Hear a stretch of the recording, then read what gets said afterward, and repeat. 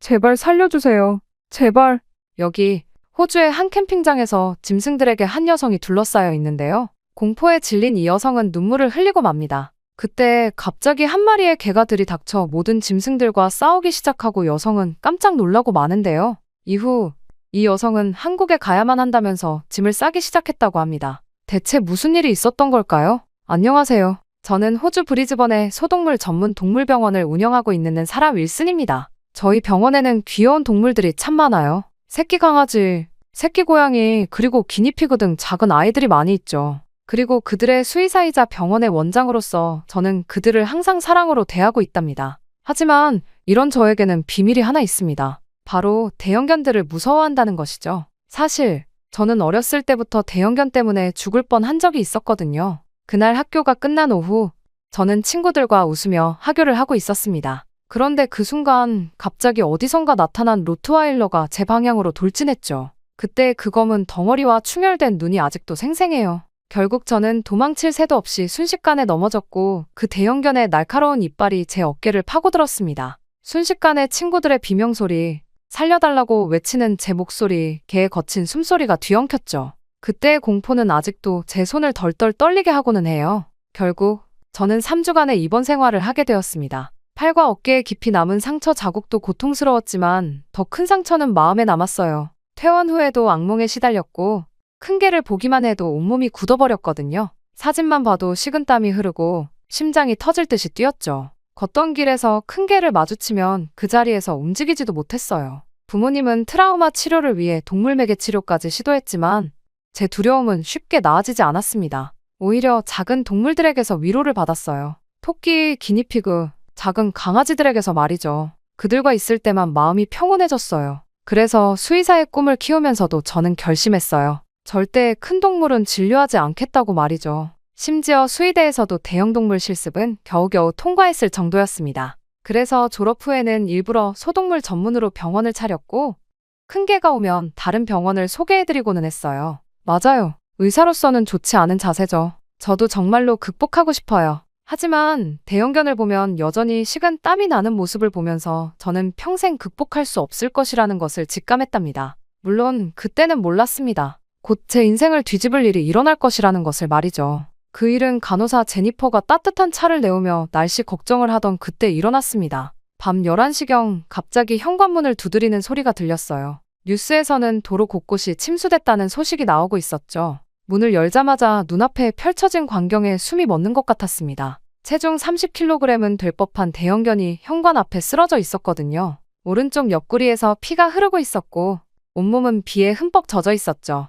순간 본능적으로 뒷걸음질 치는 저를 제니퍼가 잡았어요. 그녀는 아직 제가 대형견을 무서워한다는 것을 모르는 상태였죠. 원장님, 우리라도 받아야죠. 이 상태로는 다른 병원까지 못 갈 것 같아요. 제니퍼의 말이 맞았습니다. 가장 가까운 대형동물병원도 2시간 거리. 이 폭우의 이송은 불가능했어요. 떨리는 손으로 진찰을 시작했죠. 맥박은 약하고 빨랐고 체온은 낮았습니다. 쇼크 증상이 보였어요. 날이 밝을 때까지만, 그때까지만. 사라, 넌 할 수 있어. 저는 식은땀이 범벅이 된 채로 중얼거리며 응급처치를 시작했습니다. 하지만 저는 치료를 하면서 놀라고 말았어요. 치료 과정에서 보여준 게 태도 때문이었죠. 그 개는 피부 봉합할 때도 링거 놓을 때도 전혀 저항하지 않았습니다. 많이 고통스러울 텐데도 묵묵히 고통을 참고 누워있을 뿐이었죠. 그러다 그 개와 눈을 처음 마주친 순간을 잊을 수가 없어요. 보통의 부상당한 동물들은 고통과 두려움으로 날카로워진 눈빛을 보이기 마련인데 그 개는 달랐습니다. 고통스러웠을 텐데도 그의 눈빛은 맑고 또렷했어요. 진료대 위에서 치료를 받으면서도 흔들림 없이 저를 바라보던 그 시선에는 이상한 위험이 있었죠. 마치 걱정하지 마세요. 전 괜찮을 거예요 라고 말하는 것 같은 눈빛이었어요. 날카로운 바늘이 살을 파고들 때도 아픈 상처를 소독할 때도 그 눈빛은 한결같았습니다. 그리고 그 순간 저는 처음으로 제가 큰 개의 눈을 피하지 않고 마주보고 있다는 걸 깨달았어요. 평소라면 상상도 할 수 없는 일이었죠. 그 순간 이상한 감정이 밀려왔습니다. 두려움? 아니었어요. 경계심? 그것도 아니었죠. 어떤 특별한 신뢰감, 그리고 묘한 친밀감. 마치 오래된 친구를 만난 것 같은 그런 느낌이었어요. 이후 자세히 살펴보니 이 개는 한국의 진돗개였어요. 특유의 고든 귀, 말린 꼬리, 균형 잡힌 체격. 수의대에서 배웠던 특징과 정확히 일치했습니다. 하지만 마이크로칩은 검출되지 않았고 등과 다리에는 학대로 보이는 상처 자국이 여러 군데 있었죠. 진료 기록을 쓰면서 이름을 지어야 했어요. 멋지다는 뜻의 한국어 맥스가 떠올랐습니다. 맥스. 이상하게도 이 이름이 잘 어울렸죠. 그 당당하고 기품 있는 눈빛만큼이나요. 그렇게 그날 밤에 폭우는 멈췄지만 맥스와 저의 이야기는 그때부터 시작되었어요. 트라우마에 갇혀있던 한수의사의 삶이 비온 뒤 맑게 갠 하늘처럼 새로워지기 시작했답니다. 그리고 다음날 아침이 밝았을 때 맥스의 상태는 생각보다 심각했어요. 겉으로 보이는 상처 외에도 내부 출혈이 의심되는 증상들이 보였고 CT 검사 결과 몇 개의 늑골에 미세한 골절이 발견되었습니다. 이런 상태로는 2시간이 넘는 이송 자체가 또 다른 위험을 초래할 수 있었죠. 대형동물병원에 연락했지만 그쪽도 쉽지 않은 상황이었어요. 폭우로 인한 도로 침수가 심각했고 응급수술이 연이어 잡혀있어 당장은 새 환자를 받기 어렵다는 답변이 돌아왔습니다. 결국 맥스의 상태가 안정될 때까지 제가 돌보는 수밖에 없었어요. 일단 이틀만 상태를 지켜보고 이송하시죠. 제니퍼의 제안은 현실적이었습니다. 그렇게 결국 맥스는 제 곁에 남게 되었고 우리의 특별한 인연이 시작되었죠. 그리고 이후 저는 맥스에게 큰 충격을 받고 말았습니다. 가장 놀라웠던 건 맥스의 회복 속도였어요. 심각했던 상처들이 믿을 수 없을 만큼 빠르게 아물어갔습니다. 진돗개 특유의 강인한 생명력이었을까요? 이틀 만에 맥스는 제 발로 병원을 걸어 다닐 수 있게 되었어요. 그리고 그때부터 시작되었습니다. 맥스가 보여준 특별한 면모들이 하나둘씩 드러나기 시작한 거죠. 처음 그 모습을 목격한 건 골든 리트리버 벨라의 진료 때였어요. 벨라는 진료실만 들어오면 온몸을 떨고 숨으려 하던 강아지였는데 그날은 달랐습니다. 맥스가 진료실 한켠에서 조용히 벨라를 바라보더니 천천히 다가가 나란히 앉았어요. 신기하게도 벨라의 떨림이 멈췄고 평소보다 훨씬 수월하게 진료를 마칠 수 있었죠. 그 후로도 맥스는 놀라운 직감을 보여줬습니다. 불안한 고양이가 있는 케이지 앞에서는 일정 거리를 두고 조용히 앉아 있었고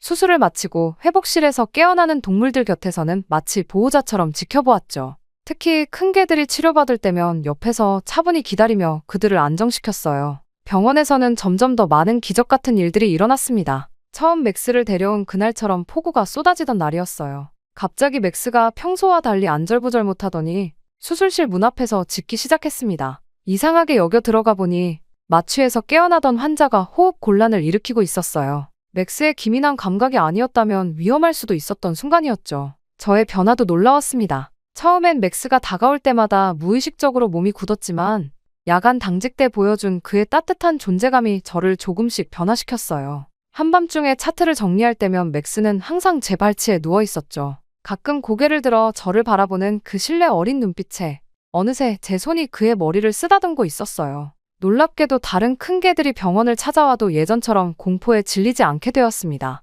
맥스가 보여준 침착하고 온화한 모습이 제게 새로운 기준이 된 걸까요? 처음으로 저는 대형견 진료를 피하지 않게 되었어요. 맥스가 곁에 있으면 어떤 큰 개라도 진료할 수 있다는 자신감이 생겼죠. 맥스는 어느새 병원의 마스코트가 되어 있었어요. 아침이면 접수대 앞에 앉아 손님들을 맞이했고 대기실에서는 불안해하는 동물들을 차분하게 만들어주었습니다. 직원들은 맥스를 부원장님이라고 부르기 시작했죠. 환자들의 상태를 누구보다 잘 파악하고 응급 상황도 먼저 감지하는 맥스를 보며 농담처럼 시작된 별명이었지만 어쩌면 가장 정확한 표현이었을지도 모르겠어요. 그렇게 시간이 흐르고 저는 진료 일지를 쓰면서 문득 깨달았습니다. 제가 얼마나 변화했는지를 말이죠. 더 이상 큰 개들 앞에서 떨지 않는 제 모습을, 자신감 있게 진료하는 제 모습을 보면서 말이에요. 그리고 그 모든 변화의 중심에는 맥스가 있었죠. 그러던 어느 날 밤, 제 진료실 벽에 걸린 수의사 면허증 아래에 맥스가 조용히 누워있는 모습을 보면서 저는 알게 되었습니다.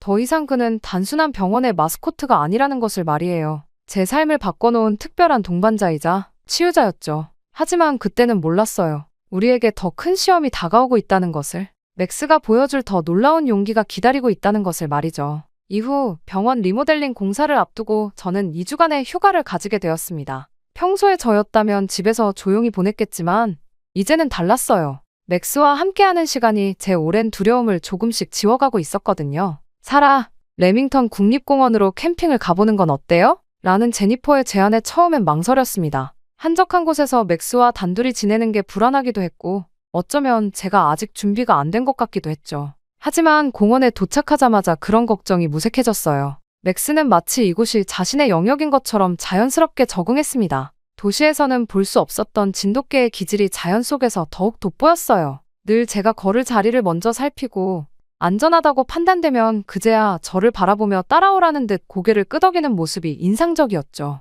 특히 놀라웠던 건 맥스의 놀라운 판단력이었습니다. 가파른 절벽이나 위험한 지형이 나타나면 본능적으로 다른 길을 찾아냈어요. 한 번은 제가 지도만 보고 가려던 길을 막아서더니 제 옷자락을 물고 다른 방향으로 이끌었죠. 나중에 알고 보니 그 길은 최근 산사태가 있었던 위험 구간이었어요. 또 한 번은 평화로워 보이는 계곡가에서 갑자기 저를 뒤로 물러서게 했는데 바로 그때 상류에서 불어난 물이 거세게 흘러내렸죠. 맥스는 제가 보지 못한 상류의 소리를 미리 들었던 거예요. 밤이 되자 맥스의 보호 본능은 더욱 강해졌습니다. 제가 텐트 밖으로 나갈 때면 반드시 먼저 주변을 살피고 돌아오는 길을 밝히려는 듯 제 앞에서 하얀 털을 빛내며 걸었어요. 야생에서는 인간보다 동물의 감각이 더 예민하다는 걸 아는 듯 맥스는 마치 오랜 시간 이 숲을 지켜온 수호자처럼 행동했습니다. 캠핑장에 도착해서 텐트를 치는데 게시판에 붙은 경고문이 눈에 들어왔습니다. 야생동물 출몰 주의라는 글자 앞에서 잠시 발걸음이 멈췄어요. 예전에 저였다면 바로 짐을 쌌겠지만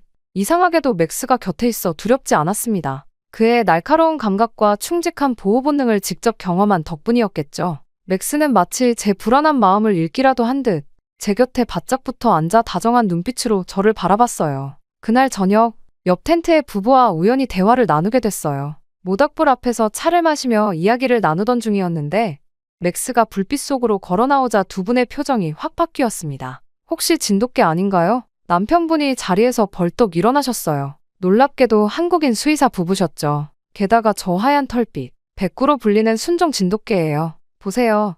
저 곱게 선 귀와 망치꼬리라 부르는 꼬리의 곡선을. 부인분이 전문가다운 시선으로 맥스를 살펴보셨습니다. 모닥불 앞에 둘러앉아 들은 진돗개의 이야기는 마치 한 편의 서사시 같았어요. 진돗개는 신라 시대부터 왕실에서 키워온 귀한 견종이에요. 화랑들의 수렵견이자 동반자였죠. 부부는 번갈아가며 이야기를 이어갔습니다. 일제강점기 때는 조선의 개를 말살하려는 정책에도 불구하고 진도 섬 주민들이 목숨을 걸고 혈통을 지켜냈다고 해요. 그래서 지금도 진도 섬에는 순수 혈통 진돗개가 살고 있어요. 1962년에는 천연기념물 제53호로 지정될 만큼 우리나라의 소중한 문화유산이 되었죠. 특히 인상 깊었던 건 진돗개의 독특한 기질이었습니다. 한 주인만을 섬기는 일주일주의 성향이 있어요. 주인을 위해서라면 목숨도 바칠 수 있는 충성심이죠. 부인분의 말씀에 맥스가 마치 자신의 이야기를 하는 것처럼 저를 바라봤어요. 사냥할 때면 호랑이도 물리칠 만큼 용맹하지만 평소엔 온순하고 영리해요. 다른 개들은 본능적으로 쫓기는 걸 좋아하지만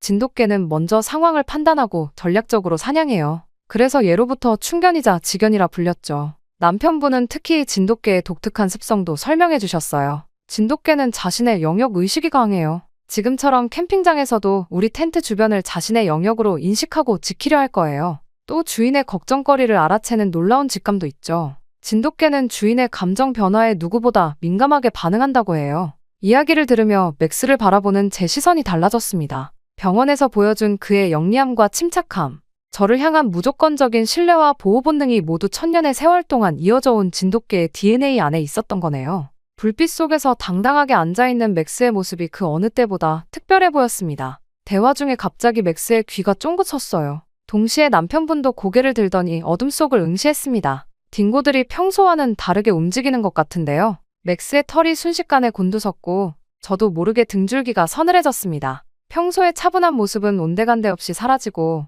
맥스는 캠핑장 외곽을 날카롭게 주시하기 시작했어요. 두 분 다 수의사였기에 딩고들의 이상 행동을 놓치지 않으셨나 봅니다. 최근 이 지역에서 광견병 의심 사례가 있었다고 들었어요. 저 불규칙한 울음소리, 그리고 무리의 움직임이 부부는 전문가의 시선으로 하나하나 설명해 주셨어요. 평소와 다른 이동 경로, 무리의 불규칙한 움직임, 그리고 낮과 다른 울음소리까지. 맥스의 긴장된 모습을 보며 저도 본능적으로 위험을 감지할 수 있었습니다. 즉시 캠핑장 관리사무소로 향했어요. 수의사 3명의 전문적인 소견이었기에 다행히 관리소에서도 심각하게 받아들여 주었습니다. 특히 제가 동물병원 원장이고 한국인 부부도 현직 수의사라는 점이 상황의 긴급성을 전달하는 데 도움이 됐죠. 텐트로 돌아와 맥스를 바라보며 생각했습니다. 불과 몇 달 전만 해도 저는 큰 개들을 무서워하는 수의사였는데 지금은 이렇게 한적한 캠핑장에서 진돗개와 함께 밤을 보내고 있다니. 맥스는 여전히 주변을 경계하고 있었지만 가끔 제게 눈길을 주며 안심시키듯 꼬리를 살랑거렸어요.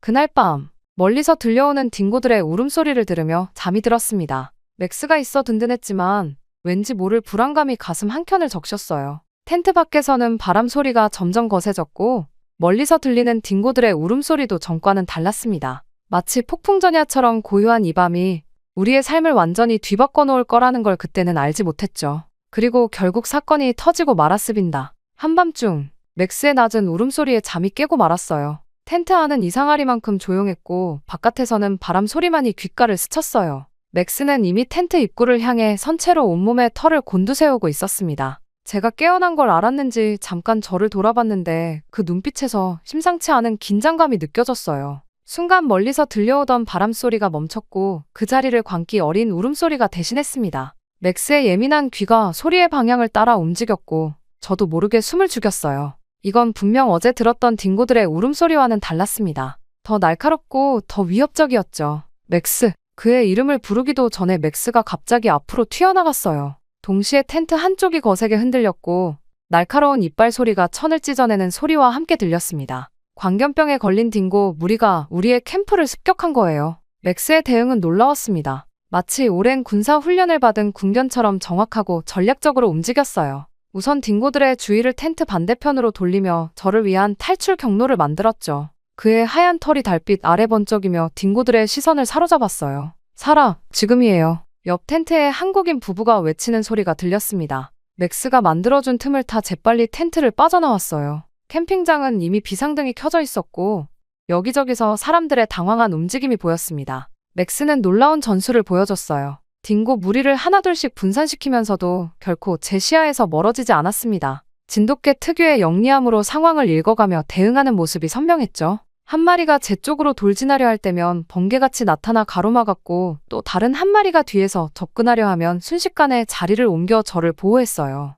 저 움직임, 전형적인 광견병 증상이에요. 한국인 수의사분의 말씀이 들렸습니다. 딩고들의 불규칙한 동작과 과도하게 공격적인 태도가 확실히 정상은 아니었어요. 평소라면 인간을 피하는 것이 자연스러운데 오히려 적극적으로 공격해 들어오는 모습이었죠. 위기의 순간은 순식간에 찾아왔어요. 맥스가 3마리의 딩고를 동시에 상대하고 있을 때였습니다. 제가 있는 쪽으로 또 다른 한 마리가 돌진해왔고 맥스는 망설임 없이 그 딩고의 목덜미를 향해 뛰어들었어요. 광견병에 걸린 딩고와의 직접적인 접촉은 피해야 했는데도 저를 지키기 위해 망설이지 않았던 거죠. 맥스는 승리했지만 대가는 컸습니다. 오른쪽 앞다리에 깊은 상처를 입었어요. 하지만 그 와중에도 절뚝이는 다리로 제 앞을 지키고 선모습에서 진돗개의 충성심이 무엇인지를 온몸으로 보여줬습니다. 다행히 그때 캠핑장 순찰대가 도착했고 딩고 무리는 점차 흩어졌어요. 응급처치 키트를 꺼내며 제 손이 떨렸습니다. 광견병 감염의 위험이 있는 상처였기에 수의사로서 더욱 조심스러웠죠.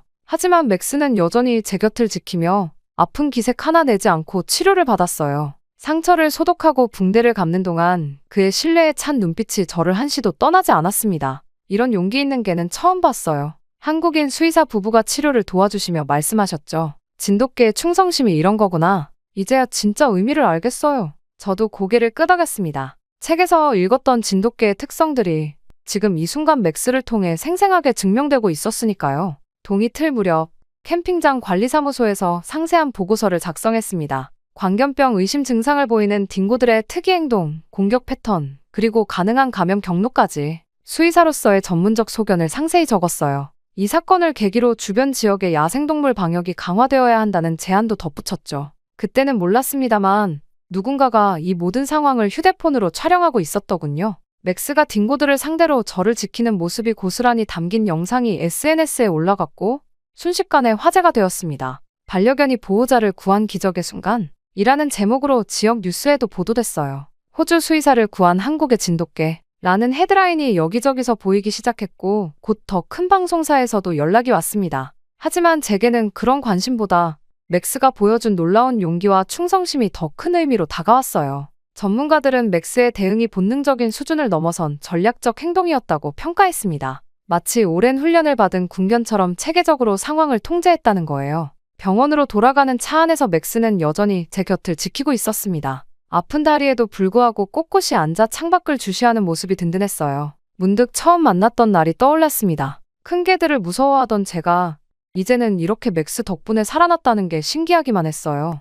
SNS에서는 맥스의 영상이 계속해서 화제가 되었고, 특히 한국에서 큰 관심을 받았다고 해요. 진돗개의 우수성을 세계에 알린 사례라며 각종 매체에서 연락이 왔죠. 하지만 저는 맥스의 부상이 완전히 회복되는 것이 먼저라고 생각했습니다. 광견병 감염 검사도 필요했고, 앞다리의 상처도 꼼꼼히 지켜봐야 했으니까요. 치료 과정에서 맥스와 저의 유대감은 더욱 깊어졌어요. 매일 밤 상처를 소독하고 붕대를 갈아주는 동안 맥스는 한 번도 불평하지 않았습니다. 오히려 제가 걱정할까봐 아픈 기색을 감추는 것 같았어요. 이런 게 진정한 용기구나 하고 생각했습니다. 며칠 뒤 맥스의 활약을 다룬 다큐멘터리 제작진이 찾아왔어요. 진돗개의 역사부터 저와 맥스의 특별한 인연, 그리고 그날의 이야기까지. 하지만 그들이 진정으로 놀란 건 맥스의 일상적인 모습이었습니다. 병원에서 불안해하는 동물들을 안정시키고 아픈 아이들 곁을 지키는 모습에 제작진도 감동했다고 하더군요. 그렇게 레밍턴에서의 사건은 예상치 못한 변화의 시작이었습니다.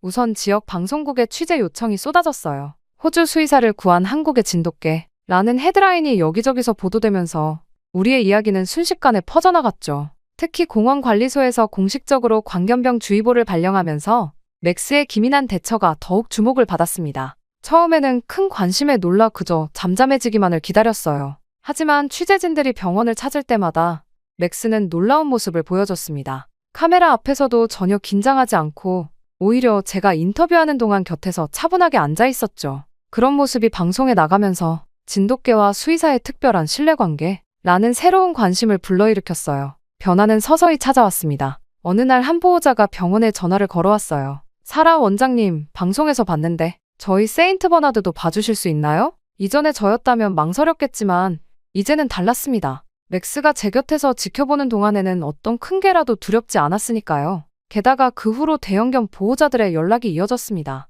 사라 원장님이라면 우리 아이도 믿고 맡길 수 있을 것 같아요. 이런 말들을 들을 때마다 가슴이 뭉클했어요. 제가 변화할 수 있었던 건 전적으로 맥스 덕분이었으니까요. 또 병원의 일상도 달라졌습니다. 아침이면 맥스와 함께하는 산책으로 하루를 시작하게 됐어요. 새벽 공기를 가르며 걷는 동안 맥스는 늘 저를 살피며 걸음의 속도를 맞춰주었죠. 때로는 앞서 뛰다가도 뒤돌아보며 제가 잘 따라오는지 확인하는 모습이 사랑스러웠어요. 저녁에는 병원 뒤편의 작은 마당에서 놀이 시간을 가졌습니다. 직원들도 퇴근 전에 잠깐씩 들러 맥스와 시간을 보냈어요. 특히 스트레스가 많았던 하루 끝에 맥스와 함께하는 시간은 모두에게 특별한 치유의 순간이 되었죠. 맥스는 병원의 완벽한 마스코트였어요. 대기실에서는 불안해하는 동물들을 자연스럽게 진정시켰고, 특히 처음 병원을 찾는 강아지들에게는 좋은 안내자가 되어주었습니다. 한 번은 극도로 예민한 그레이트 데인이 내원했는데 맥스가 천천히 다가가 옆에 앉아있더니 어느새 그 큰 개가 편안하게 진료를 받을 수 있었죠. 가장 신기했던 건 어린 강아지들과의 교감이었어요. 병원에 처음 온 겁먹은 강아지들이 맥스를 보면 신기하게도 금방 안정을 찾았습니다. 주사 맞기를 무서워하는 강아지들 옆에서는 맥스가 먼저 다가가 안정감을 주었고 검사를 받는 동안에도 옆을 지켜주었죠. 보호자분들은 맥스를 보며 우리 강아지의 든든한 선배 같다 고 말씀하시곤 했어요. 직원들 사이에서는 맥스가 없는 병원은 상상할 수도 없다는 말이 나올 정도였습니다. 아침마다 접수대 앞에 앉아 손님을 맞이하는 모습, 진료 중에 불안해하는 환자 곁을 지키는 모습, 수술이 끝나기를 기다리는 보호자들 옆에서 위로가 되어주는 모습까지. 맥스는 그야말로 완벽한 테라피 독이었죠. 특히 인상적이었던 건 대형견들을 대하는 맥스의 태도였어요. 처음에는 경계하고 불안해하는 큰 개들에게 맥스는 놀라운 인내심을 보여줬습니다. 천천히 다가가 친근감을 표현하고 때로는 적당한 거리를 유지하며 상대방이 편안해질 때까지 기다려주었죠. 그런 맥스를 보면서 저도 자연스럽게 대형견들을 대하는 법을 배웠습니다. 제 트라우마도 어느새 사라졌어요. 더 이상 큰 개를 보면 긴장하거나 두려워하지 않게 됐죠. 오히려 이제는 대형견 진료가 제 전문 분야가 되었습니다. 보호자들은 사라 선생님은 우리 아이의 마음을 잘 이해해 주시는 것 같아요 라고 말씀하시곤 했는데 사실 그건 모두 맥스에게 배운 거였어요. 병원은 점점 대형견 전문 병원으로 소문이 났습니다. 진료실에는 세인트 버나드, 그레이트 데인, 알래스칸 멜러뮤트 같은 대형견들의 방문이 늘었고 저는 그들 각각의 특성을 이해하고 존중하는 법을 배워갔어요. 맥스는 마치 조교처럼 곁에서 저를 돕고 때로는 제가 놓친 부분들을 챙겨주었죠. 어느 날 저녁 진료를 마치고 맥스와 함께 병원 옥상에 앉아 있었어요. 도시의 불빛이 반짝이는 가운데 문득 지난 시간을 돌아보게 됐습니다. 폭우가 쏟아지던 그날 밤, 부상당한 채로 발견된 맥스가 제 인생의 터닝포인트가 될 줄은 꿈에도 몰랐죠. 맥스는 제 무릎에 머리를 기대며 졸고 있었어요. 그의 숨소리를 들으며 생각했습니다. 이제 저는 더 이상 예전의 사라가 아니에요. 대형견을 무서워하던 수의사가 아닌 그들을 이해하고 치료하는 전문의가 되었죠. 맥스는 단순한 반려견이 아닌 제 인생의 가장 큰 스승이자 치유자가 되어주었습니다. 가끔은 맥스가 제게 온 것이 우연이 아닐지도 모른다는 생각이 들어요. 그날 밤 폭우 속에서 맥스를 만난 건 어쩌면 운명이었는지도 모르겠습니다. 맥스는 제 두려움을 치유해 주었고 저는 그의 상처를 치료해 주었죠. 우리는 서로에게 가장 완벽한 치유자가 된 거예요. 이제 우리의 하루는 특별한 리듬을 가지게 되었습니다. 아침 산책으로 시작해서 함께하는 진료 시간, 저녁의 놀이 시간까지 매 순간이 소중하고 의미 있어요. 병원을 찾는 환자들도 보호자들도 직원들도 모두 맥스의 존재 자체로 위로받고 있다는 걸 알 수 있죠. 맥스가 내 인생의 터닝포인트가 될 줄이야. 이런 생각을 하며 맥스의 머리를 쓰다듬을 때면 그도 뭔가를 알고 있다는 듯 따뜻한 눈빛으로 저를 바라봅니다. 우리는 이제 서로가 서로의 삶을 완성해주는 존재가 된 것 같아요. 두려움 대신 용기를, 불안 대신 신뢰를 선물해준 맥스. 그와 함께라면 어떤 변화도 두렵지 않을 것 같습니다. 맥스와 함께한 2년의 시간 동안 우리 병원은 브리즈번 최고의 대형견 전문병원으로 자리 잡았습니다. 더 이상 작은 동물병원이 아니었어요. 늘어나는 환자들을 위해 건물을 증축했고 특히 야간 응급실과 대형견 전용 입원실을 새롭게 마련했죠. 입원실의 각 칸은 대형견들이 편안하게 지낼 수 있도록 넓게 설계했고 재활에 필요한 시설도 갖추었습니다. 특별했던 건 맥스의 쉼터였어요. 병원 뒤편에 마련한 임시보호소인데 유기된 대형견들을 위한 공간이었죠. 맥스가 제게 가져다준 변화를 다른 개들에게도 전하고 싶었거든요. 놀라웠던 건 맥스가 이곳에 진정한 주인 노릇을 해냈다는 거예요. 새로 들어온 개들이 불안해할 때면 맥스가 먼저 다가가 안정시켰고 서로 다투는 일이 생기면 중재자가 되어주었죠. 동물 매개 치료 프로그램도 시작했습니다. 맥스와 제가 서로를 치유했던 것처럼 다른 이들에게도 같은 기회를 주고 싶었어요. 트라우마를 겪은 아이들이나 우울증 환자들이 맥스의 쉼터를 찾았고 개들과 교감하며 조금씩 마음을 열어갔죠. 이 프로그램은 지역 의료계에서도 큰 주목을 받았어요. 그리고 얼마 전 호주 수의사협회에서 올해의 수의사상을 수여받았습니다. 대형견 전문 치료와 유기견 보호, 그리고 혁신적인 동물 매개 치료 프로그램을 인정받은 거죠. 시상식장에서 맥스를 바라보며 생각했어요. 이 모든 변화의 시작점이 된 그날 밤의 우연한 만남을. SNS에서도 우리의 이야기는 계속해서 회자되었습니다. 레밍턴에서의 사건부터 병원의 변화, 맥스의 쉼터 이야기까지 특히 한국에서 큰 관심을 받았어요. 진돗개의 우수성을 보여주는 좋은 사례라고들 하셨죠. 그러던 어느 날 아침 충격적인 일이 일어났습니다. 한 통의 메일이 도착한 것이 시작이었죠. 발신인은 한국 진돗개 보호협회였어요. 메일에는 제가 얼마 전 학회에서 발표했던 진돗개와 함께하는 동물 매개 치료 연구 내용에 대한 관심과 함께 맥스의 사진이 첨부되어 있었죠. 처음에는 단순히 우리의 활동에 관심을 보이는 메일이라 생각했어요. 하지만 그들은 맥스의 특징적인 외모와 행동 패턴에 대해 구체적으로 언급하며 2년 전 시드니 공항에서 도난당한 진돗개와 너무나 닮았다는 내용이 눈에 들어왔습니다. 첨부된 자료들을 열어보는 순간 가슴이 덜컥 내려앉았어요. 진돗개 용가미의 사진들, 독특한 눈 주변의 반점과 왼쪽 귀 뒤의 하얀 무늬까지 맥스와 똑같았습니다. 처음 맥스를 발견했을 때 마이크로칩이 검출되지 않았던 이유도 있었네요. 수사 자료에 따르면 이 조직은 도난한 개들의 마이크로칩을 전문적으로 제거했다고 해요. 용가미는 호주 시드니 대학의 반려동물 행동연구 프로그램에 참여하기 위해 공식적으로 선발되어 수출된 개였다고 해요. 시드니 공항에 도착한 직후 사라졌다는데 그게 제가 맥스를 처음 발견하기 6개월 전이었답니다. 더 충격적인 건 이것이 국제 불법 애견 거래 조직의 소행이라는 점이었어요. 진돗개뿐만 아니라 다른 희귀견종들도 같은 수법으로 도난당했다는 거예요. 공항 CCTV에는 수상한 차량이 화물칸 근처에서 서성이는 장면이 찍혔지만 그 이후의 행적은 오리무중이었다고 합니다. 맥스, 아니, 용가미를 바라보는 제 마음이 복잡해졌어요.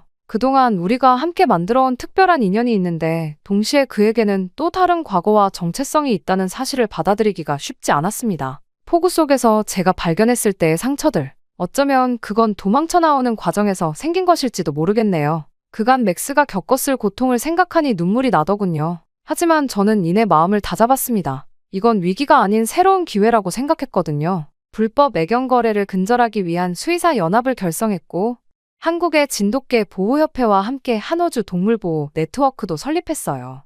맥스는 이 모든 활동의 홍보대사가 되었죠. 경찰에서는 이미 수사를 진행하고 있었고, 저는 망설임 없이 협조하기로 했습니다. 맥스, 아니 용가미의 신원이 밝혀진 것을 계기로 다른 도난당한 개들의 행방도 하나둘씩 추적되기 시작했어요. 경찰 조사 과정에서 맥스가 발견된 장소 근처에서 불법 거래 조직의 임시 보관소가 있었다는 사실도 밝혀졌죠. 용감이라는 이름을 되찾은 맥스는 이제 두 개의 정체성을 가지게 되었습니다. 한국에서는 용감이로, 호주에서는 맥스로 불리며 양국의 가교 역할을 하게 된 거죠. 처음에는 두 이름 사이에서 혼란스러웠지만 곧 깨달았어요. 이 두 개의 이름이 그의 특별한 운명을 완성하고 있다는 걸요. 지금은 진돗개 보호협회와 협력하여 정기적으로 온라인 세미나도 개최하고 있어요. 진돗개의 특성과 올바른 훈련법, 그들이 가진 특별한 충성심에 대해 이야기를 나누죠. 맥스는 항상 제 옆에서 진돗개의 우수성을 몸소 보여주고 있습니다. 마지막 진료일지를 쓰며 생각했어요. 맥스는 제게 정말 특별한 선물을 주었습니다.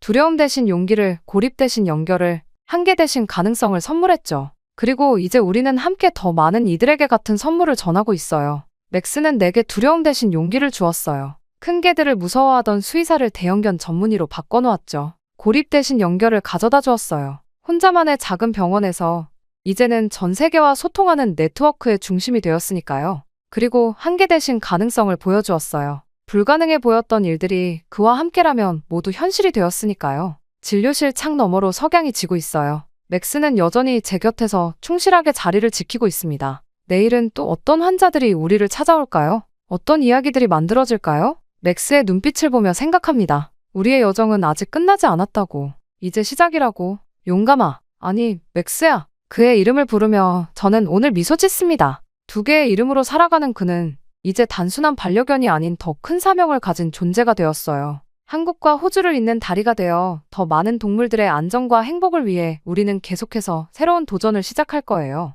병원 뒤편 맥스의 쉼터에서 들려오는 개들의 즐거운 놀이 소리를 들으며 이 모든 것이 그날 밤 우연한 만남에서 시작되었다는 게 믿기지 않습니다. 한 마리의 부상당한 개를 치료하려 했던 결정이 이렇게 많은 생명들에게 희망이 되어줄 줄은 몰랐죠. 맥스가 제 손을 살며시 핥아요. 마치 걱정 마세요. 우리는 이제 시작이에요. 라고 말하는 것 같습니다. 그래요.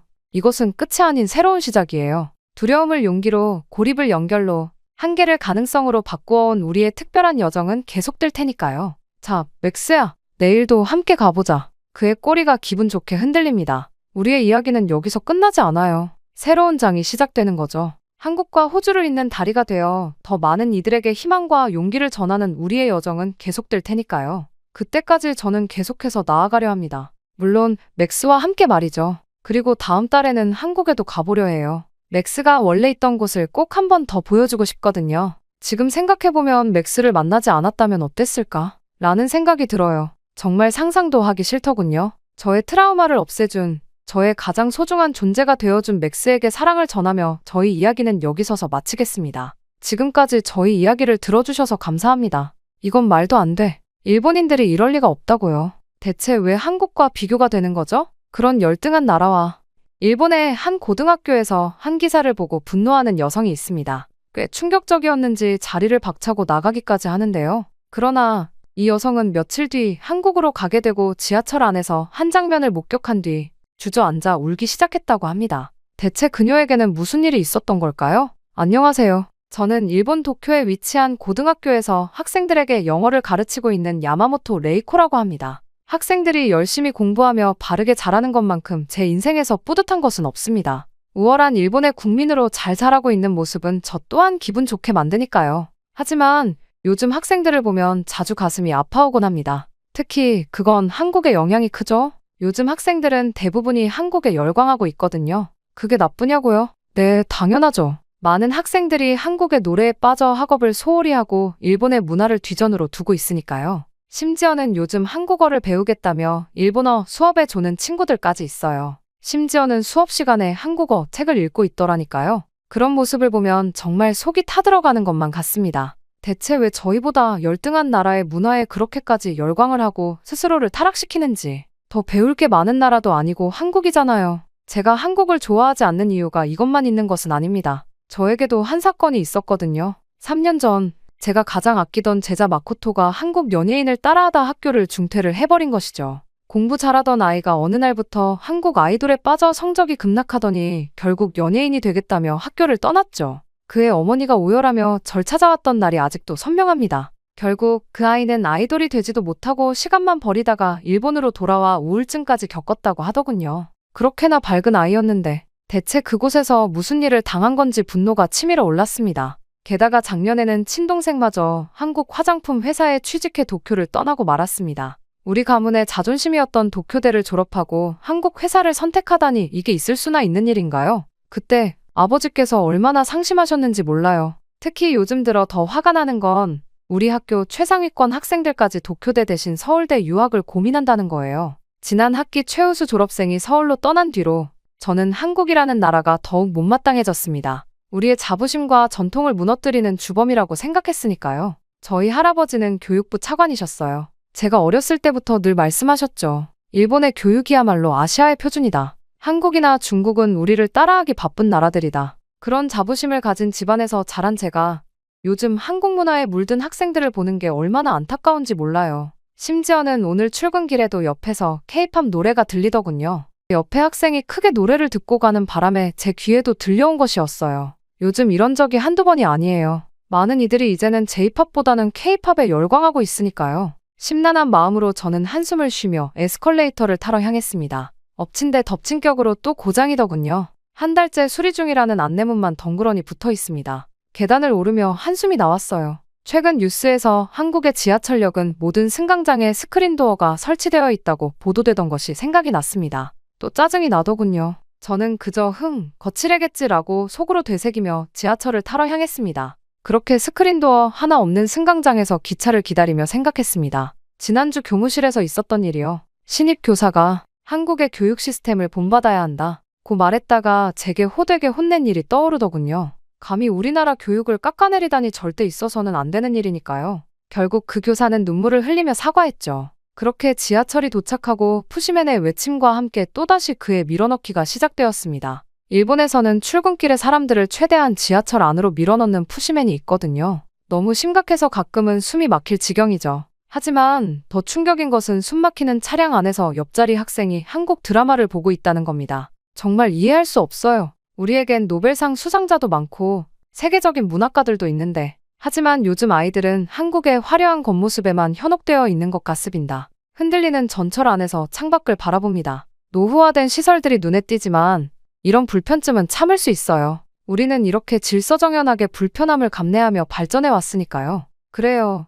한국 같은 나라가 아무리 겉모습을 치장해봤자 우리의 시민의식만 하겠습니까? 그리고 그때까지만 해도 전 몰랐습니다. 제 이런 편견과 고집이 얼마나 부끄러운 것이었는지를. 그리고 머지않아 사건이 터지고 말았습니다. 그날 교무실 문을 열자마자 달라진 공기가 느껴졌습니다. 늘 정갈하고 조용하던 이곳이 무거운 긴장감으로 가득했어요. 구석에서 들려오는 훌쩍이는 소리에 고개를 돌리자 평소 밝고 단정하던 아사히 선생님이 시올 듯 창백한 얼굴로 앉아 있었습니다. 충혈된 눈, 떨리는 손끝, 흐트러진 머리카락까지. 그 순간 저는 무언가 크게 잘못됐다는 걸 직감적으로 알 수 있었어요. 한국 문화를 좋아한다는 이유로 은근히 피했던 아사히 선생님이었지만 그날 본 모습은 충격 그 자체였습니다. 시간이 멈춘 듯한 교무실의 침묵 속에서 그녀가 떨리는 목소리로 들려준 이야기는 제 가슴을 무겁게 짓눌렀어요. 어제 저녁 오사카행 특급 열차에서 있었던 일이었습니다. 아사히 선생님의 여동생 유리코 씨가 한 남성에게 강제로 화장실로 끌려갔다고 해요.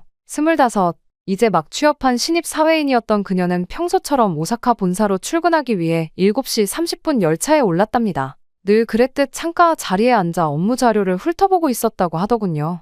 처음에는 그저 취객인 줄 알았대요. 옆자리에 앉은 양복 차림의 남성이 계속 유리코를 쳐다봤지만 신경 쓰지 않으려 했다고 해요. 하지만 그 사람이 갑자기 유리코의 팔을 잡아 끌기 시작했을 때 아사히 선생님의 목소리가 떨렸습니다. 그때 차량에는 40명이 넘는 승객들이 있었다고 해요. 출근하는 양복 차림의 회사원들, 관광을 가는 듯한 노부부, 대학생으로 보이는 젊은이들까지 많은 사람들이 있었죠. 그리고 그들은 모두 한 여성이 저항하며 끌려가는 모습을 목격했습니다. 유리코 씨는 작은 목소리로 도와주세요 라고 말했지만 모두들 고개를 돌렸다고 하더군요. 그리고 결국 15분이라는 그 끔찍한 시간 동안 유리코 씨는 좁은 화장실에 갇혀 있었습니다. 끌려가면서도 도움을 청하는 그녀의 흐느낌 소리가 들렸다고 해요. 누군가는 분명 그 소리를 들었을 텐데 하지만 아무도 단 한 명도 비상 버튼을 누르지 않았습니다. 그저 이어폰을 꽂거나 스마트폰을 들여다보거나 창밖을 바라보는 것으로 그들의 양심을 속였죠. 심지어 어떤 승객은 소리가 들리지 않게 음악 볼륨을 더 높였다고 합니다. 이어진 가해자의 말은 믿을 수가 없을 만큼 끔찍했습니다. 봐, 아무도 내 편이 아니야. 저 사람들 모두가 내 편이라고. 소리를 질러봐. 아무도 신경 쓰지 않아. 그 말은 유리코 씨의 영혼을 완전히 짓밟았다고 해요. 그리고 결국 어젯밤 11시, 유리코 씨는 자신의 원룸에서 수면제를 한 움큼 삼켰답니다. 평소와 달리 동생의 연락이 없어 이상하게 여긴 아사히 선생님이 직접 찾아가 발견했대요. 창백한 얼굴로 쓰러져 있던 동생의 손에는 쥐어진 쪽지가 있었습니다. 아무도 없었어요. 그 기차에 있는 건 사람이 아니었어요. 이후 진행된 경찰 조사 결과는 더 큰 충격을 안겼습니다. 목격자들의 증언을 들어보니 그들이 모른 척한 이유가 모두 똑같았어요. 민폐가 될까봐 그랬습니다. 다른 승객들에게 폐를 끼치고 싶지 않았습니다. 소란을 피우면 안 된다고 생각했습니다. 40명의 목격자들이 한결같이 민폐라는 말을 입에 담았다고 합니다. 심지어 한 회사원은 비상 버튼을 누르면 열차가 지연되고 다른 승객들에게 폐를 끼치게 될 것 같았다 고 진술했대요. 게다가 은퇴한 교사로 보이는 노신사는 질서를 지키는 것이 우리의 미덕이라며 자신의 행동을 정당화했다고 합니다. 유리코 씨가 쓴 유서에는 이런 구절이 있었다고 해요. 그 많은 사람들 앞에서 제가 겪은 일은 단순한 범죄가 아니었어요. 그건 우리 사회가 보여준 무관심이라는 폭력이었습니다. 단 한 사람도 제게 손을 내밀지 않았어요. 모두가 민폐라는 말 뒤에 숨어 자신의 양심을 속였죠. 이야기를 듣는 내내 제 손이 떨려왔습니다. 저 또한 며칠 전 지하철에서 비슷한 일이 있었거든요. 그때 들었던 그 작은 비명 소리가 갑자기 귓가에 맴돌기 시작했습니다. 그 여성은 한 남성에게 몰카를 찍히고 있었고 그녀가 도와달라고 이야기를 했지만 그 누구도 도와주지 않았어요. 물론 저 또한 그들과 다르지 않았죠. 민폐가 될까봐 눈치가 보여서라는 핑계로 누군가의 고통을 외면했던 겁니다. 그 기억과 유리코 씨의 이야기가 함께 합쳐지며 스스로에 대한 모멸감이 생기더군요. 저는 모든 수업이 끝난 뒤 빈 교실에 홀로 남아 창밖을 바라보았습니다. 운동장에서 뛰어노는 아이들이 보였어요. 그들에게 우리는 과연 무엇을 가르치고 있는 걸까요? 혹시 폐를 끼치지 말라는 말로 타인의 고통을 외면하는 법을 가르치고 있던 건 아닐까요? 그날 저녁, 집으로 돌아가는 지하철은 모든 것이 달라 보였습니다. 매일 보던 풍경인데 한켠에서 속삭이는 소리만 들려도 가슴이 덜컥 내려앉았어요. 혹시 또 누군가가 도움을 필요로 하는 건 아닐까 하는 생각에 온 신경이 곤두섰습니다. 그리고 일주일 뒤 저는 예상치 못한 호출을 받게 되었습니다. 교장실에서 저를 찾는다는 거예요. 무거운 발걸음으로 문을 열자 교장 선생님의 굳은 표정이 가장 먼저 눈에 들어왔습니다. 레이코 선생님, 이번 건에 대해 들으셨죠? 교장 선생님의 목소리에는 평소에 없던 긴장감이 묻어 있었어요. 유리코 씨의 사건이 언론에 크게 보도되면서 우리 학교가 곤란한 상황에 처했다는 설명이 이어졌습니다. 피해자 언니가 교사인데 그 학교에서는 제대로 가르치고 있는 게 맞냐면서 논란이 생겼고 그 논란이 점점 커지게 되었다고 하더군요. 심지어 아사히 선생님은 동생이 그 지경이 될 때까지 뭘 했냐며 사람들의 악플을 받기까지 했다고 합니다. 아사히 선생님 또한 피해자인데 뒤에서 숨어 남긴 악플러들의 글들을 보니 분노가 치밀어 오르더군요. 아사히 선생님의 휴직이 불가피할 것 같습니다.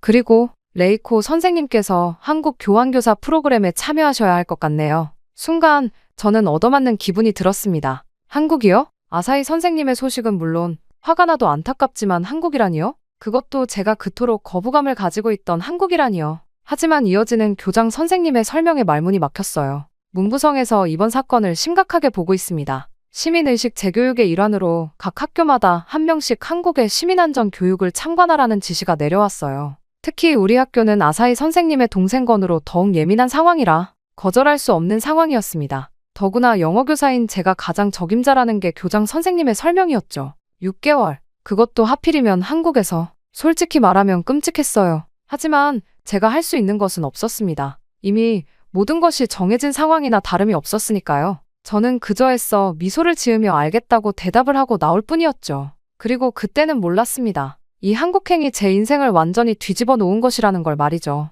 그렇게 한 달 뒤 저는 마지못해 한국행 비행기에 올랐습니다. 창밖으로 보이는 도쿄가 점점 작아지는 동안 제 마음속에는 불만과 걱정이 가득했어요. 2시간 남짓한 비행시간 내내 한숨만 나왔죠. 어쩌다 이런 상황에 처하게 된 걸까? 그리고 마침내 인천공항에 도착한 순간 저는 완전히 충격을 받고 말았습니다. 인천공항은 도쿄와 비교해도 전혀 뒤처지지 않아 보였거든요. 아니, 솔직히 도쿄보다도 훨씬 더 좋아 보였죠. 하지만 저는 다시 정신을 차리기 위해 고개를 저었습니다. 겉모습만 그럴싸한 거겠지. 어차피 시끄럽고 무질서한 나라일 거야. 공항만 있어 보이게 꾸며놓은 거겠지. 하지만 이러한 저희 생각은 오래가지 못했습니다. 다음 날 아침 서울 지하철을 타기 위해 처음으로 강남역에 들어서는 순간 저는 제 두 눈을 의심할 수밖에 없었거든요. 이게 정말 지하철역인가요? 그곳은 마치 백화점 같은 분위기였어요. 새하얀 벽면과 밝은 조명, 완벽하게 정비된 에스컬레이터까지. 심지어 역무원에게 물어보니 이곳의 에스컬레이터는 거의 고장 나지 않는다고 했습니다.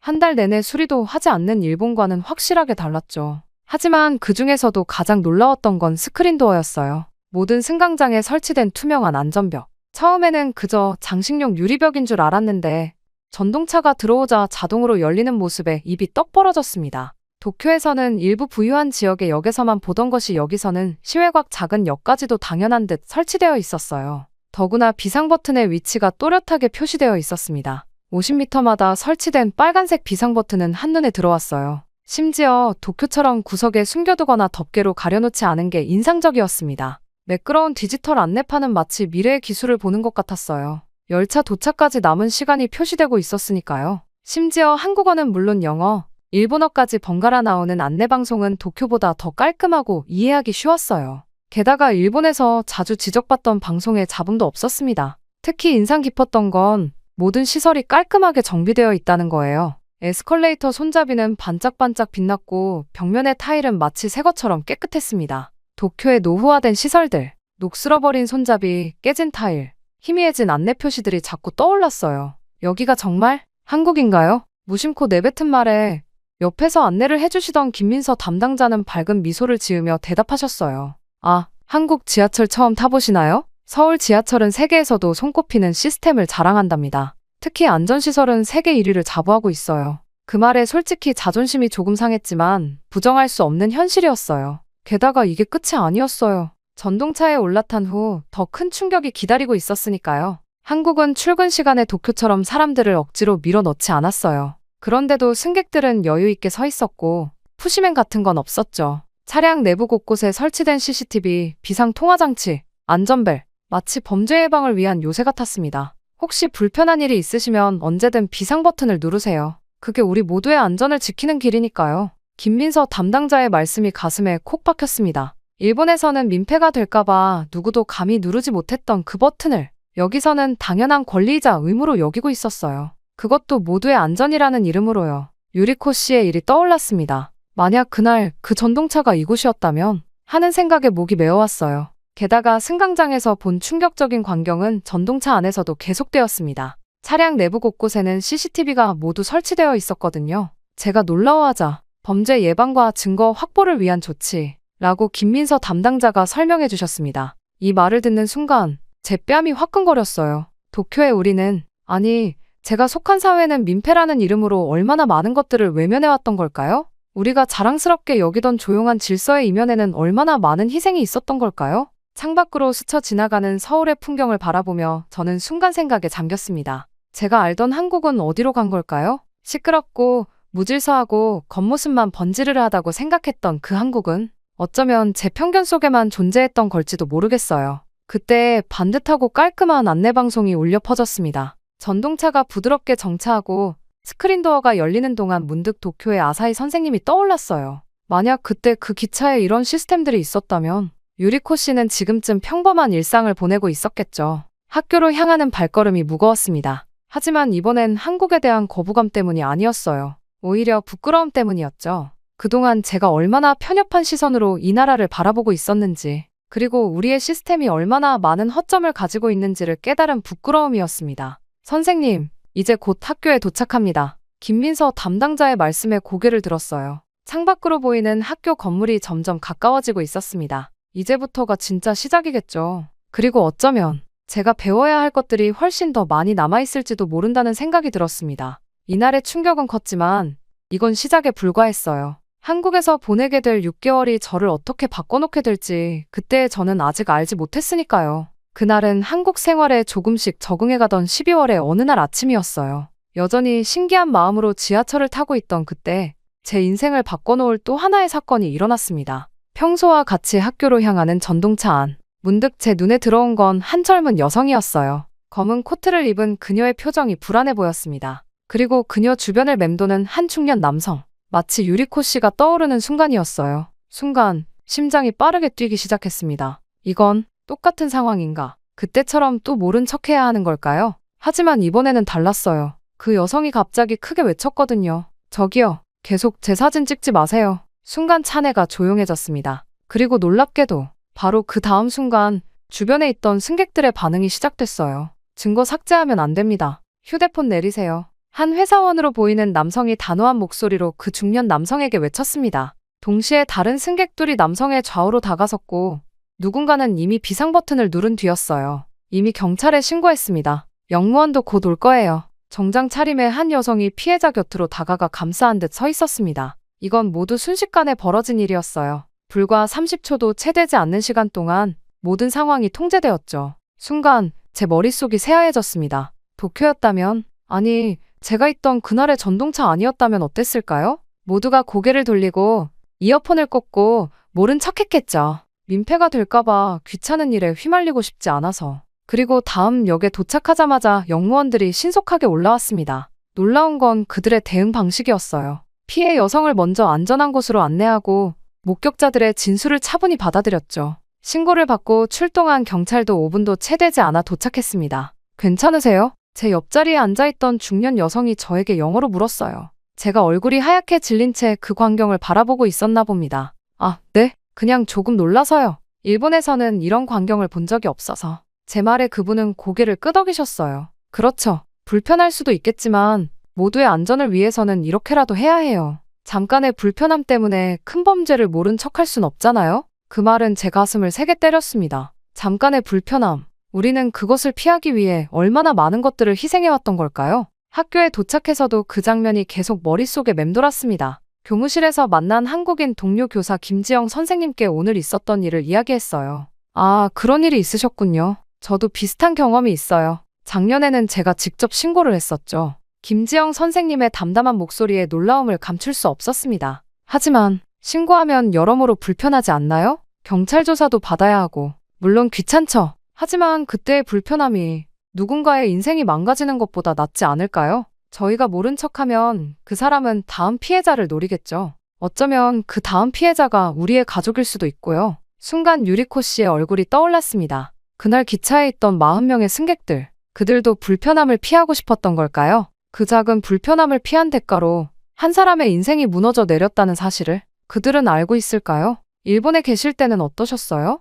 김지영 선생님의 물음에 저는 말을 잇지 못했습니다. 제 침묵이 결국 범죄를 도왔다는 사실이 너무나 부끄러웠으니까요. 사실 저도 한 번 모른 척한 적이 있어요. 지하철에서 들린 비명 소리를요. 그리고 얼마 뒤에 끔찍한 사건이 일어났죠. 김지영 선생님은 잠시 저를 바라보더니 따뜻하게 말씀하셨어요. 과거는 바꿀 수 없지만 미래는 바꿀 수 있어요. 레이코 선생님께서 오늘 목격하신 것처럼요. 불편을 감수하더라도 돕는 게 맞는 거예요. 그게 결국 우리 모두를 위한 거니까요. 그렇게 수업을 마치고 집으로 돌아가는 길, 아침에 봤던 광경이 계속 떠올랐습니다. 피해자를 보호하고 가해자를 저지하고 증거를 확보하는 시민들. 그들은 민폐를 걱정하지 않았어요. 대신 우리 모두의 안전을 생각했죠. 창밖으로 서울의 밤거리가 스쳐 지나갔습니다. 오늘 하루 동안 제가 본 것은 단순한 사건 대응이 아니었어요. 그건 어쩌면 성숙한 시민의식, 서로를 지키고자 하는 공동체 정신의 실천이었는지도 모릅니다. 전동차가 천천히 역에 들어설 때 문득 깨달았어요. 제가 그토록 자랑스럽게 여기던 일본의 조용한 질서는 어쩌면 우리의 책임을 회피하는 핑계였던 건 아닐까요? 불편함을 피하기 위해 우리는 얼마나 많은 것들을 희생해왔던 걸까요? 그리고 그날 이후 저는 충격적인 소식을 듣게 되었습니다. 바로 유리코 씨의 소식이었어요. 아사히 선생님이 보내온 메일을 통해서 접하게 되었죠. 유리코 씨의 트라우마는 생각보다 깊었고 여전히 치료를 받고 있다고 하더군요. 하지만 더 충격적인 건 그날의 40명의 목격자들에 대한 경찰 조사 결과였어요. 그러다 쉬는 시간 교무실에서 그 메일을 읽던 중 김지영 선생님이 다가왔습니다. 무언가를 알려줘야 할 것처럼 조심스럽게 다가오더군요. 레이코 선생님, BBC에서 이 사건을 다룬 기사를 보셨나요? 노트북을 펼쳐 그녀가 보여준 기사는 충격적이었습니다. 일본의 침묵의 미덕이 어떻게 범죄를 조장하는 결과를 낳고 있는지, 그리고 이것이 얼마나 오래된 사회적 문제인지를 적나라하게 보여주고 있었어요. 레이코 선생님, 괜찮으세요? 기사를 읽는 동안 제 손이 떨리고 있었나 봅니다. 김 선생님의 걱정스러운 목소리가 들렸어요. 김지영 선생님, 혹시 한국 학생들은 이런 상황에 대해 어떻게 생각하나요? 궁금해서요. 솔직히 말하면 며칠 전 목격한 지하철에서의 시민들의 대응이 계속 머릿속에 맴돌았거든요. 우리와는 너무나도 다른 그들의 태도가 왜 그렇게 형성됐는지 알고 싶었습니다. 그렇다면 한번 학생들과 이야기를 나눠보는 건 어떨까요? 마침 다음 주에 제가 3학년 윤리 수업이 있는데 김지영 선생님이 이야기를 꺼내자마자 저는 재빨리 먼저 제안했습니다. 그럼 혹시 제가 일본의 사례를 소개하고 학생들과 토론하는 시간을 가져보아도 될까요? 물론 제가 감당하기 힘든 주제일 수도 있지만 김지영 선생님은 흔쾌히 동의해 주셨어요. 그렇게 저는 한국 고등학교 3학년 윤리 수업에서 특별 강의를 하게 되었습니다. BBC 기사와 일본의 사례를 소개하고 학생들의 생각을 듣기로 했죠. 수업 준비를 하면서도 제 마음은 복잡했습니다. 일본인인 제가 이런 이야기를 꺼내도 될까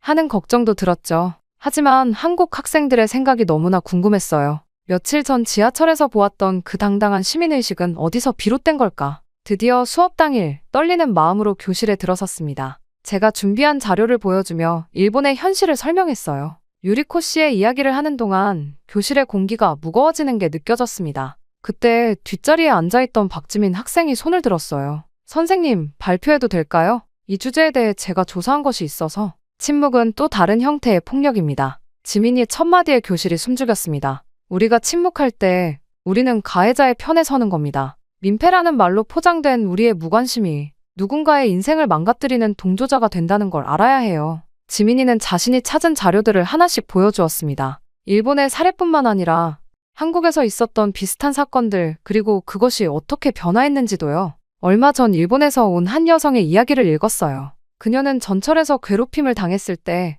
40명의 목격자가 있었다고 합니다. 하지만 아무도 그녀를 도와주지 않았어요. 그들은 모두 민폐가 될까봐 두려웠다고 해요. 하지만 저는 묻고 싶습니다. 진정한 민폐는 무엇일까요? 잠시의 불편함 때문에 한 사람의 인생이 무너지는 걸 지켜보는 것. 그게 바로 진정한 민폐 아닐까요? 제 눈에서 눈물이 흘렀습니다. 다른 학생들도 진지한 표정으로 지민이의 발표를 경청했어요. 우리는 선택해야 합니다. 불편하더라도 옳은 일을 하는 것과 편하지만 잘못된 일에 동조하는 것 사이에서 저는 우리가 전자를 선택해야 한다고 믿습니다. 그것이 진정한 시민의식이고 우리가 지켜야 할 가치니까요. 지민이의 발표가 끝나자 다른 학생들도 하나둘씩 자신의 경험을 나누기 시작했습니다. 한 학생은 학교 폭력 목격 경험을, 또 다른 학생은 지하철에서 겪은 일을. 그들의 이야기 하나하나가 제게는 큰 깨달음이었어요. 저는 지난달에 지하철에서 한 할머니께서 쓰러지신 걸 봤어요. 처음에는 민폐가 될까봐 망설였지만 그래도 비상 버튼을 눌렀죠. 결과적으로 할머니는 뇌출혈이셨는데 빠른 조치 덕분에 생명을 구할 수 있었대요.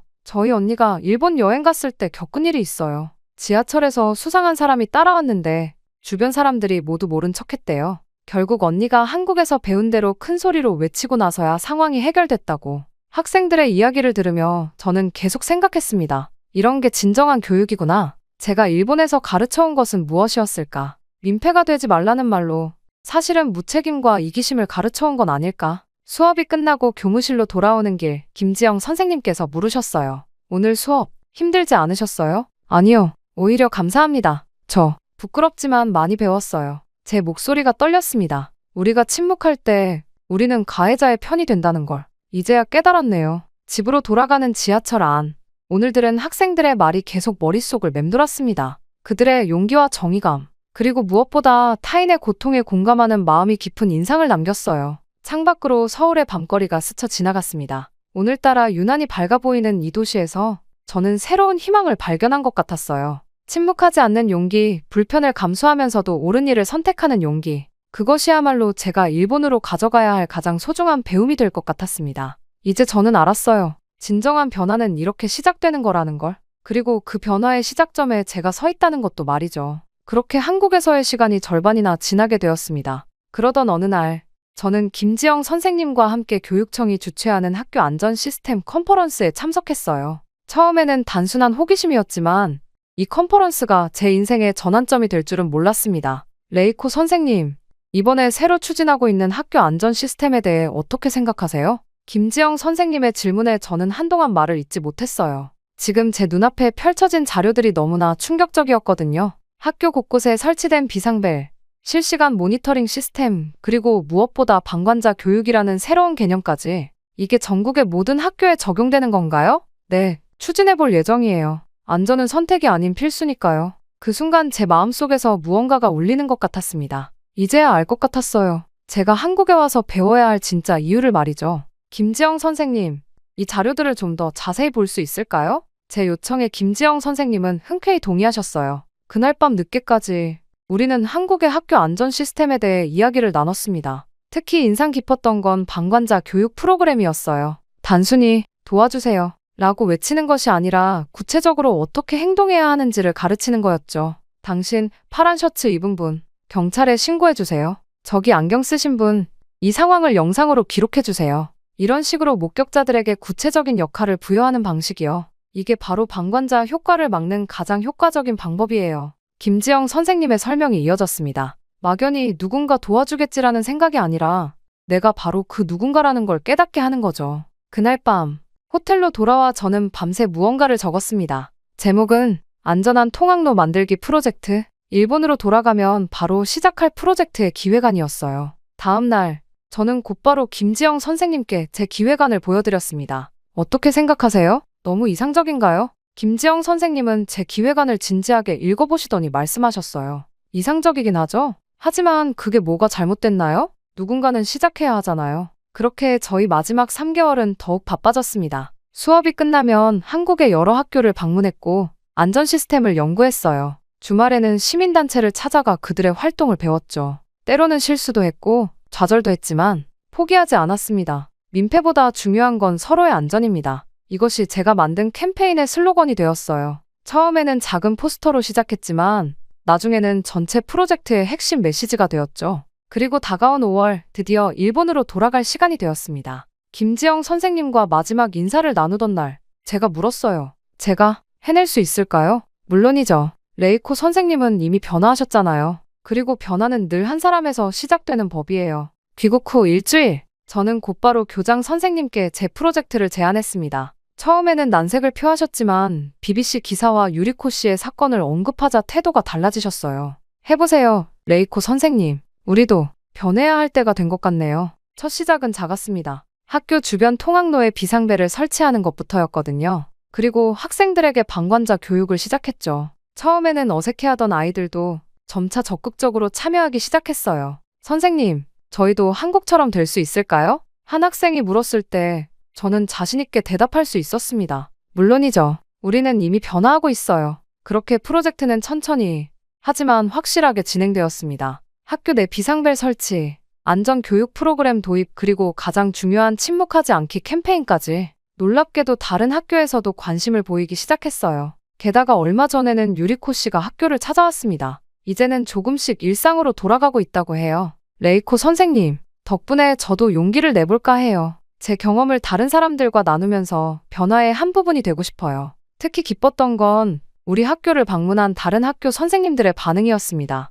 한국의 시스템을 이렇게 직접 보니 놀랍네요. 우리가 그동안 얼마나 구시대적인 사고방식에 갇혀 있었는지 알겠어요. 특히 비상벨 시스템이 인상적이에요. 단순한 장치 하나가 이렇게 큰 변화를 만들어낼 수 있다니. 교장 선생님께서도 달라지셨어요. 얼마 전에는 직접 한국의 교육청을 방문하고 오셨다고 합니다. 레이코 선생님, 당신 말이 맞았어요. 우리는 너무 오랫동안 조용한 질서라는 이름으로 우리 자신을 속여왔던 거예요. 지난주에는 김지영 선생님께 이메일을 보냈습니다. 선생님, 한국에서 보낸 6개월이 제 인생을 바꿨어요. 지금도 매일 아침 출근길에 서울의 지하철을 떠올립니다. 그곳에서 배운 용기와 배려가 이제는 저희 학교의 새로운 문화가 되어가고 있어요. 김지영 선생님의 답장은 따뜻했습니다. 레이코 선생님, 우리도 많이 배웠어요. 선생님을 통해 우리가 당연하게 여기던 것들이 얼마나 소중한 가치인지 다시 한번 깨달았으니까요. 변화는 서로를 통해 배우면서 시작되는 법이잖아요. 오늘도 아침이 밝았습니다. 교문 앞에서 등교하는 아이들을 맞이하며 생각했어요.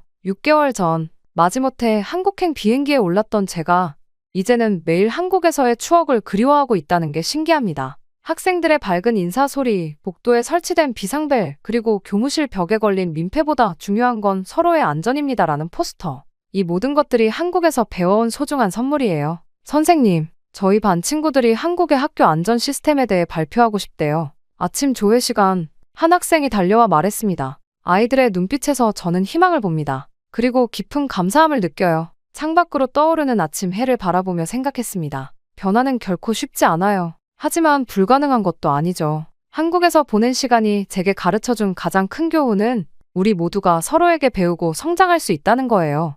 이제 저는 매일 아침 도쿄 지하철에서 서울에서의 추억을 떠올립니다. 그리고 감사함을 느껴요. 제게 새로운 눈을 열어준 한국에, 그리고 그곳에서 만난 모든 분들에게. 민폐보다 중요한 건 서로의 안전입니다. 이 말은 이제 단순한 슬로건이 아닌 우리 모두의 새로운 시작을 알리는 약속이 되었습니다. 그리고 저는 이 약속을 지키기 위해 오늘도 힘차게 하루를 시작합니다.